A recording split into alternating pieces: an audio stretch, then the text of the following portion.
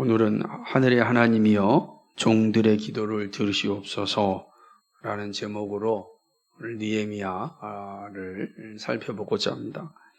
어떤 공동체이든 지도자의 리더십이 참 중요합니다. 공동체가 가야 할 길을 바르게 제시하기도 하고 위기 가운데 있을 때 그 위기를 극복할 수 있는 능력도 사실은 지도자의 리더십에 있기 때문입니다. 그래서 지도자라고 할 때 여러 가지 덕목이 있지만 분명한 한 가지는 바로 리더십입니다. 어떻게 이끌어 갈 것인가. 이 리더십은 매우 중요하죠. 그래서 우리가 한 공동체나 또 한 나라의 지도자를 뽑을 때 그가 정말로 리더십이 있는가, 백성을 이끌어 갈 수 있는 리더십이 있는가, 또는 국가의 앞날을 바르게 제시할 수 있는 그런 리더십이 있는가, 이런 거를 이제 잘 살펴야 됩니다. 그것이 부족하면 공동체 전체가 힘들어지기 때문에 그렇습니다. 그래서 항상 이 지도자에게 있어서는 리더십이 참 중요한 것입니다. 지도자가 되는 길에는 리더십을 갖추는 훈련은 정말 필요합니다. 그래서 물론 리더십을 갖추는 일들은 다양하죠.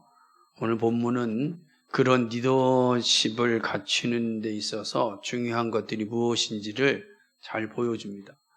느헤미야서는 특별히 지도자의 모습은 어떠해야 하는지, 지도자가 가지고 있어야 될 그 마음은 어떠해야 되는지, 지도자는 또 어떠한 자세를 가지고 있어야 하는지를 잘 보여주는 그런 말씀이라고 할 수 있습니다. 그래서 느헤미야서를 잘 읽어보면 지도자의 덕목이 무엇인지를 알 수가 있어요. 여러분도 이 느헤미야서를 한번 잘 읽어보시면 어떤 상황 가운데 우리가 리더의 자리에 있을 수밖에 없을 텐데, 직분자가 되든 또는 작은 어떤 공동체의 리더가 되든, 이 느헤미야서는 우리에게 작든 크든 그 공동체를 이끌어가는 데 있어서 리더가 가지고 있어야 될 모습이 무엇이고 또 어떻게 훈련받아야 하는지를 잘 보여줍니다. 그래서 하나님께서는 이 느헤미야서를 통하여서 이 땅을 살아가는 우리들, 특별히 그리스도인들은 모든 삶의 영역에 리더의 역할을 할 수밖에 없는데, 그런 리더자로 살아갈 때 어떤 모습을 가지고 있어야 하는지를 느헤미야서가 잘 보여주고 있습니다. 리더가 어떠한 자세를 가지고 있어야 하는지를 역사의 현장에서 교훈하고 있는 게 바로 느헤미야서인 것입니다. 느헤미야의 이름은 하나님이 위로하신다라는 뜻을 가지고 있습니다. 성경에 나오는 이름들은 다 각자의 의미가 있습니다. 하나님이 특별한 의미를 부여하셨기 때문에 성경에 있는 이름들은 쉽게 넘어가면 안 되고 그 이름의 의미를 잘 살피는 것은 참 중요합니다. 예수님의 이름이 뭐죠? 뜻이? 예수님의 뜻이 뭐죠? 주는 구원자이시다라고 하는 거예요. 하나님 우리의 구원자이시다. 되게 중요합니다.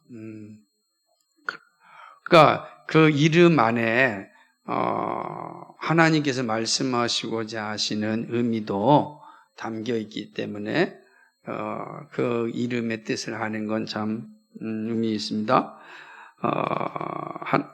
느헤미야는 그런 측면에서 이스라엘 백성들에게 위로자였습니다. 하나님 보내신 위로자, 바로 느헤미야다라고 볼 수가 있는 겁니다. 느헤미야는 어떤 사람이었는가? 느헤미야는 바사, 즉 페르시아 왕국의 술 맡은 관원이었습니다. 이 직책이 어느 정도 위치에 있는지는 정확하게 나와 있지는 않지만 적어도 왕 가까이에 있는 사람입니다. 그러니 매우 높은 고위직에 있는 사람이고 동시에 신뢰받지 않고서는 누구든지 왕 가까이에 있을 수 없습니다. 그렇죠? 그렇기 때문에 왕에게 아주 신뢰받은 사람이었다. 높은 직책을 가진 고위 직원이었다라고 하는 것입니다. 느헤미야서의 이 중요한 주제는 이스라엘의 성벽 재건과 이스라엘 공동체의 부흥입니다. 그래서 이 느헤미야에서 가지고 있는 전체적인 주제의 핵심은 이런 모습을 가지고 있는데, 특별히 에스라와 함께 이스라엘의 부흥과 개혁과 부흥을 이끈 사람이 바로 느헤미야다라고 하는 것입니다. 느헤미야서는 누가 썼을까? 그죠? 느헤미야서의 저자는 느헤미야일까? 어떻습니까? 대부분 성경의 저자는 성경의 이름으로 나타나는데, 그런데 유대의 전통과 또 기독교 전승에 의하면 느헤미야는 에스라가 작성했다, 이렇게 이제 기록합니다. 사실은 느헤미야서를 보게 되면 다 1인칭으로 기록합니다. 다 나 느헤미야가 이렇게 나타난 거죠. 그러니까 느헤미야가 자신의 1인칭으로 이야기하니까 이거는 느헤미야가 작성한 것이 아닌가, 이렇게 생각할 수가 있습니다. 그런데 그렇게 되는 건 아니고,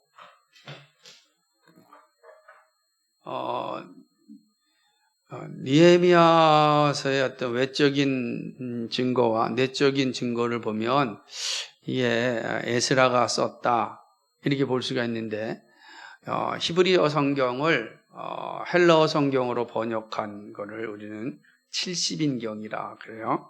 알렉산드리아에서 70인을 통해서 번역하여 70인경이라 하는데, 70인 이 번역에는 에스라와 느헤미야가 한 권으로 되어 있습니다. 오늘 우리는 에스라서, 느헤미야서 이렇게 두 권으로 보지만 70인경에는 에스라, 느헤미야가 한 권으로 되어 있어요.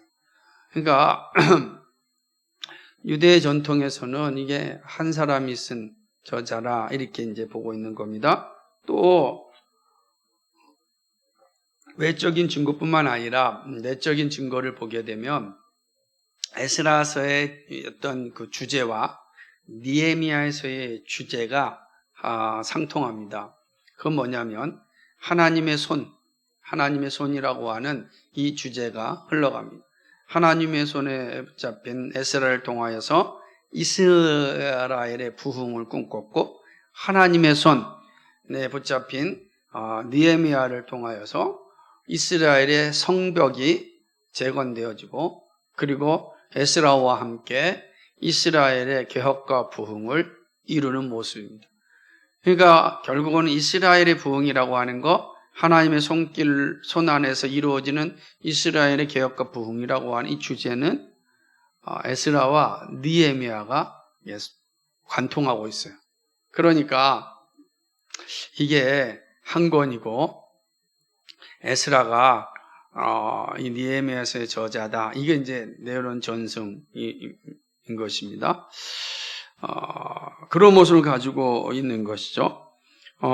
이 느헤미야서는 총 13장으로 되어 있습니다. 13장으로 되어 있는데, 이 13장으로 되어 있는 느헤미야는 총 4부분으로 나누어지게 되는 겁니다.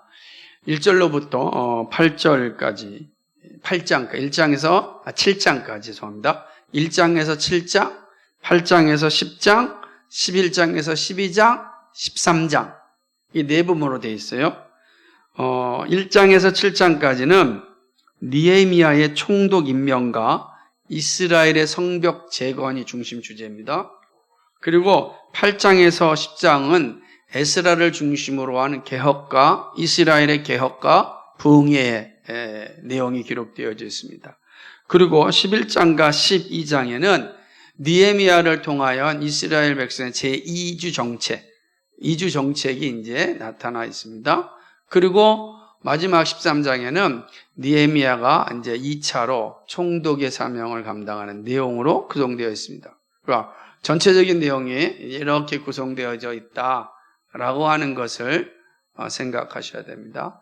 그러니까 이제 우리가 살펴보면 1장부터 7장까지는 큰 주제는 느헤미야의 총독 임명과 이스라엘의 성벽 재건 이런 큰 주제 아래 그 전후 과정들이 기록되어져 있는 말씀이다 라고 보면 되는 것입니다. 오늘은 이제 첫 번째 느헤미야의 탄원 기도를 살펴볼 것입니다. 느헤미야 주제가 총독 임명과 성벽 재건이라 라고 하는 큰 주제를 생각하시고 그 주제에 어떻게 이루어지고 있는지를 보아야 됩니다. 그래서 1장을 읽으면서 이게 어떻게 전체 1장 7장까지 주제에 연결되고 있는지 잘 생각해야 됩니다. 1장에서 느헤미야는 하나님께 간절한 마음으로 탄원하며 기도하는 것을 보게 됩니다. 느헤미야는 아닥사스다 왕 제20년 기슬르월에 수산궁에 있었습니다. 아닥사스다는 페르시아의 6대 왕입니다. 첫 번째 왕이고요. 주전 464년에 임금이 되었습니다. 왕이 올랐습니다. 그러니까 주전 464년인데 지금 느헤미야가 이 왕이 20년에 이 말씀 기도하고 있는 걸 보니까 지금 이 기도하고 있는 때는 몇 년이죠? 444년입니다. 그죠? 주전 444년 기슬르월은 11월, 12월입니다. 11월, 12월이 이제 되게 나중에 이제 2장을 보게 되면 니산월이 나오는데 니산월은 그 다음부터 4개월 후입니다. 3, 4월 딸을 이제 이야기하는 겁니다. 그러니까 이때에 일어난 일입니다. 수산궁은 어디냐면 이 페르시아 왕들이 쉬는 여름 궁전이 바로 이제 수산궁이에요.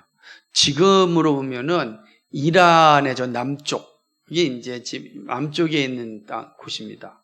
여기에 이제 느헤미야가 있을 때에 느헤미야의 친척 중 하나니가 몇 사람과 함께 이 느헤미야를 방문합니다. 그러니까 이 사람들이 예루살렘에서도 먼 길을 거쳐서 이 느헤미야를 방문한 겁니다. 왜 방문하였는지는 모릅니다. 그러나 방문하였습니다. 방문하자 이 느헤미야가 이 자기 친척들에게 예루살렘의 일들을 물어봅니다. 그리고 뭐라고 이야기하냐면 어려운 과정들을 겪고 남아서 마침내 예루살렘으로 도착한 우리 동족들, 우리 민족들은 어떻습니까? 라고 이야기하는 거죠. 여기 3절에 보니까 사로잡힘을 면하고 남아있는 자들이라 기록되어 있어요.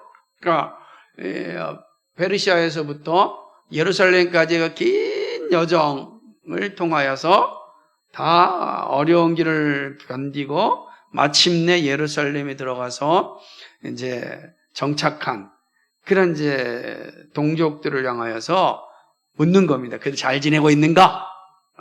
아무래도 이제 멀리 있으니까 볼 수 없잖아요. 그런데 이 친척들로부터 듣는 이야기가 끔찍하고 가슴 아픈 일입니다.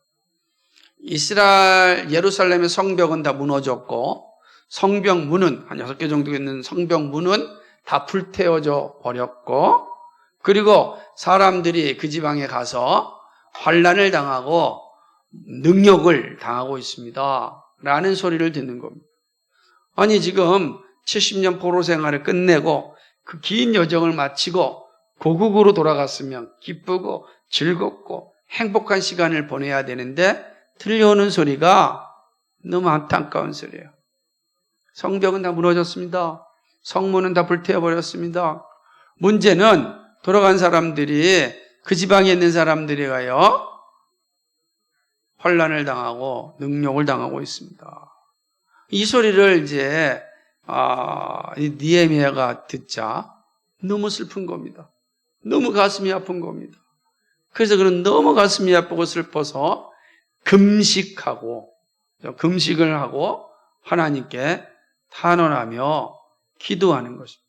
그 내용들이 이제 4절까지 5절로부터는 이제 그가 하나님 앞에 금식하며 탄원하는 그런 기도의 모습을 보게 되는 것입니다. 근데 느헤미야의 기도의 모습은 오늘 우리에게 참 중요한 교훈을 주기 때문에 자세하게 보는 것이 중요한 것입니다. 느헤미야는 하늘의 하나님께 기도합니다. 저는 이 장면이 매우 인상적이었는데, 자 보십시오. 느헤미야가 몇 살이었는지 잘 모릅니다. 그죠? 그러나 적어도 이스라엘 백성들이 포로로 잡혀간 지가 70년입니다. 70년.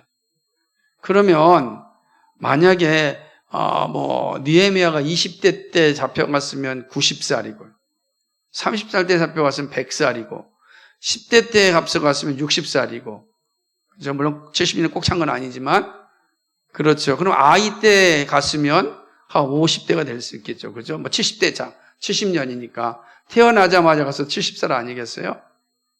이거는 이제 엄청난 차이가 있는 거니까, 술 맡은 관원장인데 70 노인을 쓰진 않았을 것이고, 그죠? 그렇다면 적어도 젊은 사람이 썼을 것이다. 그렇게 된다면 느헤미야는 바벨론에서 태어나지 않았을까? 그죠? 그렇게 이제 유추할 수 있는 겁니다. 그럼 한번 생각해 봅시다. 바벨론에서 태어난 느헤미야가 지금 기도하는데 하늘의 하나님께 기도합니다. 그가 비록 이방의 나라에서 태어났지만 그의 신앙은 분명하였습니다. 이것은 70년 생활 동안 그들의 부모가 얼마나 느헤미야에게 바른 신앙 교육을 행하였는지를 잘 보여주는 장면입니다. 신앙 교육의 중요성이 얼마나 중요한지 이 본문을 통해서 사실 볼 수가 있습니다. 느헤미야의 신앙 고백이 그의 기도로 나타나는데 그는 이렇게 합니다. 첫째, 하늘의 하나님을 부르짖고 기도합니다. 둘째는 하나님은 크고 두려운 분으로 고백합니다. 그러니까 하나님이 어떤 분인지 크고 두려운 분임, 하나님을 경외하는 거죠. 왜 그렇습니까? 하나님은 창조주요 구속자임을, 공의의 하나님이심을 정확하게 알고 있었다는 뜻입니다. 그러므로 그는 하나님을 크고 두렵다고 고백합니다. 반면에 세 번째로는 하나님은 주를 사랑하고 계명을 지키는 자에게는 언약을 지키고 긍휼을 베푸시는 분임을 고백합니다. 자, 하나님 분명 공의 하나님입니다. 그러나 반면에 하나님은 주를 사랑하고 계명을 지키는 자에게 언약을 지키실 뿐만 아니라 긍휼을 베푸시는 사랑의 하나님입니다. 그렇죠? 이 사실을 고백하는. 그러니까 느헤미야가 하나님에 대해서 정확히 고백하되 그래 하늘의 하나님입니다. 하늘의 하나님이라는 건 유일하신 하나님이라는 뜻이죠. 모든 신의 신이라는 뜻입니다. 유일하신 하나님에 대한 고백이 있죠. 그리고 그는 공의의 하나님이심을 고백합니다. 또한 동시에 그는 사랑의 하나님이십니다.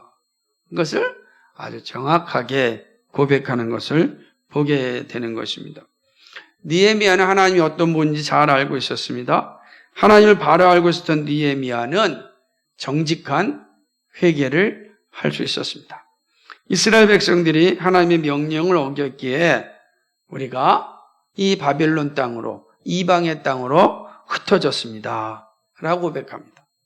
그러니까 지금 바벨론 땅에 흩어져 있는 이유가 무엇인가? 그것은 바로 우리 조상들이 그리고 우리 자신이 하나님의 명령을 어긴 결과입니다.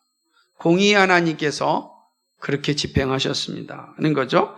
앞에서 분명히 그 하나님에 대한 세 가지 고백을 한 이후에 회개하면서 우리가 지금 이방의 나라에 이렇게 흩어져 살고 있는 것은 바로 하나님의 말씀하신 계명을 어기었기 때문입니다. 정확하게 고백합니다. 이건 오늘 말씀, 오늘 큐티 말씀이랑 다 연결돼요. 오늘 우리가 레위기 26장 말씀을 보면서 하나님께서 이스라엘 백성들에게 계명을 지키면 내가 너희와 함께 하겠지만 계명을 지키지 아니하면 내가 재앙을 내리겠다. 재앙을 내려도 또 지키지 않으면 7배의 재앙을 내리겠다. 라고 하면서 재앙 가운데 하나가 뭡니까? 열국으로 흩어버리겠다. 그랬어요. 레위기 26장 33절 말씀 한번 읽어볼까요? 한번 찾아보시겠어요? 레위기 26장 33절입니다.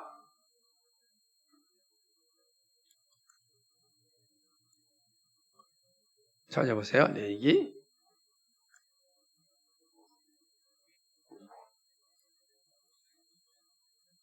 26절 33절 시작. 내가 너희를 여러 민족 중에 흩을 것이요 내가 칼을 빼어 너희를 따르게 하리니 너희의 땅이 황무하며 너희의 성읍이 황폐하리라.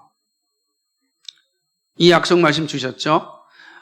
느헤미야가 이 말씀을 놓고 기도합니다. 그게 바로 7절 8절 말씀이에요.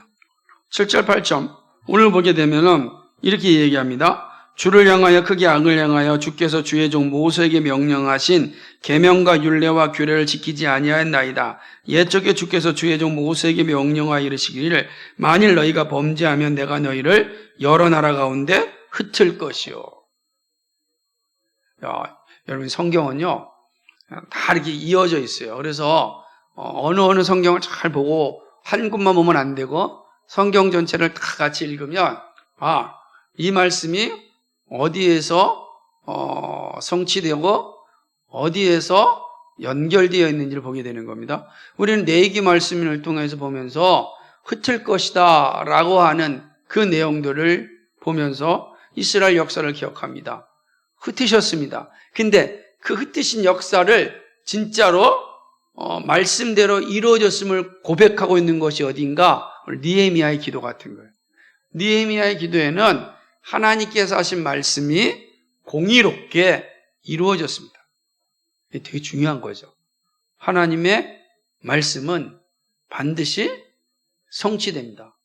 말씀의 성취를 보여주는 장면이라고 할 수 있습니다. 뿐만 아니라 신명기 28장 64절도 같은 말씀을 하고 있습니다.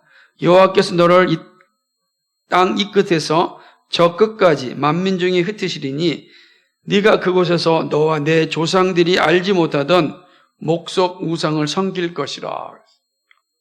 말씀하신 대로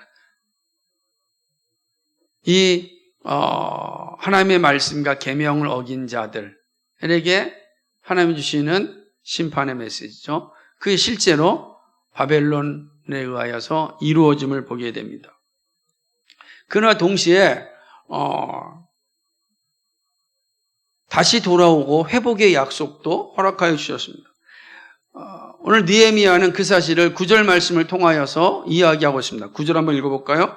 시작. 만일 내게로 돌아와 내 계명을 지켜 행하면 너희 쫓긴 자가 하늘 끝에 있을지라도 내가 거기서부터 그들을 모아 내 이름을 두려고 택한 곳에 돌아오게 하리라 하신 말씀을 이제 청하건대 기억하옵소서. 하신 말씀을 이렇게 얘기하신 말씀을 이제 청하건대 기억하옵소서. 그러면 하나님이 이런 말씀을 하셨다는 거 아니에요. 지금 예레미야가 하나님이 하신 말씀을 근거로 기도하고 있는 거예요. 그럼 이 말씀이 어디에 기록되어 있는가? 이게 신명기 30장 1절에서 4절입니다. 그러니까 다시 말한다면 느헤미야가 이렇게 얘기하는 겁니다. 하나님 신명기 30장 1절에서 4절 말씀을 기억하십시오. 이렇게 이야기하는 겁니다. 찾아볼까요? 신명기 30장 1절에서 4절을 같이 한번 보도록 하겠습니다.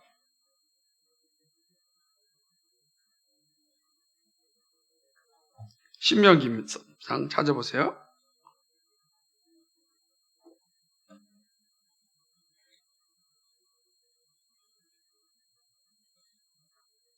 같이 읽겠습니다. 1절로부터 4절까지 신명기 30장 1절 4절 같이 있습니다. 시작.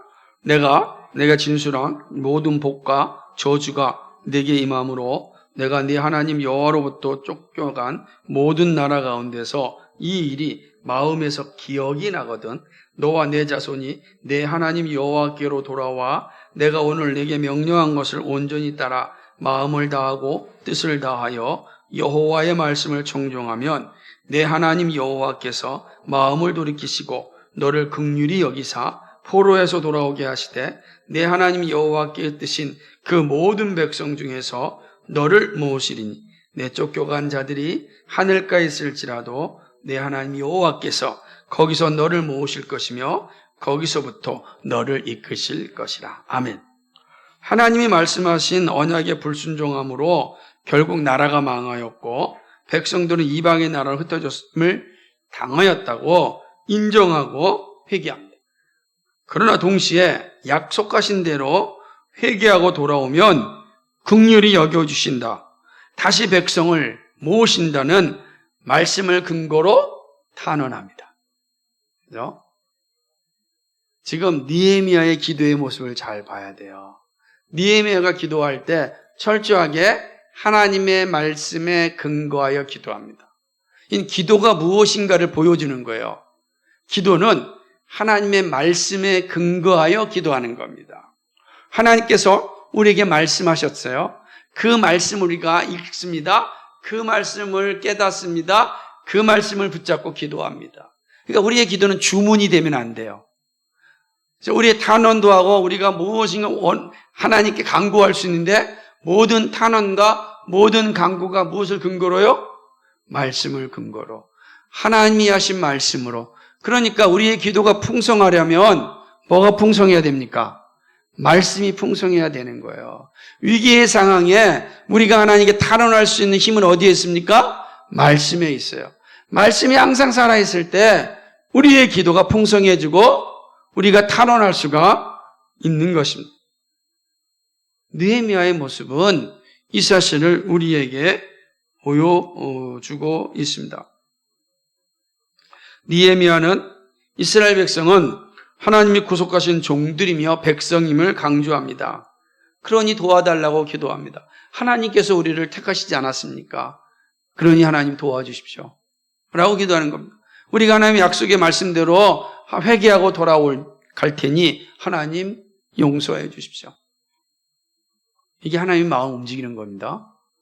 하나님은 말씀에 근거하여 우리에게 응답하시기 때문에 그렇습니다.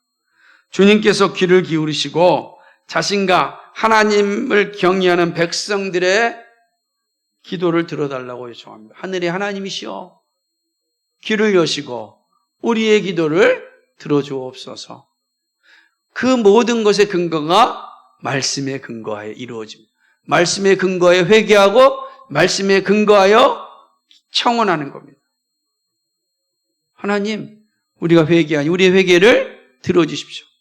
하나님 말씀 기억하시고 우리의 청원을 들어주십시오. 이게 느헤미야의 기도인 것입니다. 그러면서 정말로 중요한 한 가지를 얘기합니다. 그러나 이 모든 것은 하나님의 은혜로 됩니다. 그러니 하나님 은혜를 베풀어 주십시오. 우리가 할 일은 없고 하나님이 은혜를 베풀어 주셔야 됩니다. 하나님 우리에게 은혜를 베풀어 주십시오. 이게 지금 느헤미야의 기도인 것입니다. 느헤미야는 자신이 왕의 술관원으로 있기에 직접적으로 행동할 수는 없지만 간절한 자세로 기도합니다. 느헤미야의 기도는 위기에 처한 조국과 백성들을 구하는 시작이 되었습니다. 비록 몸은 멀리 떨어져 있지만 마음은 늘 조국에 있음을 보여줍니다.